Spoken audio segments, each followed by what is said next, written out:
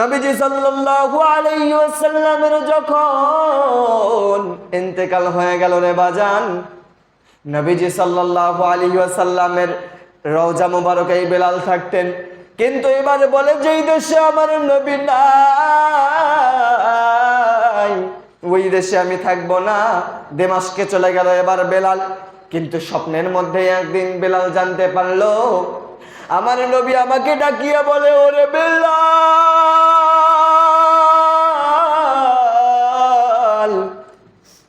আমার মোহাব্বত ছাড়িয়ে কিভাবে তুমি এত দূরে চলে আসো রে বেলাল? আমার মোহাব্বত কি তোমার অন্তরে জাগে না? আমার এই রওজা মোবারকে কি তুমি আসতে চাও না রে বেলাল? কি এমন হয়ে গেল যে তুমি আমার এখানে আসো না, আজান দাও না?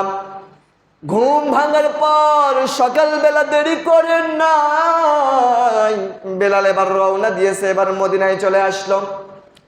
আসার পরে এবার সমস্ত মানুষেরা এবার তাকিয়ে আছে, দেখতেছে আমাদের বেলালকে দেখা যায়। এই বুঝি বেলাল তো মুয়াজ্জিন, সে তো আজান দিত, আর আমাদের নবী ইমাম হইয়া নামাজ পড়াইতো।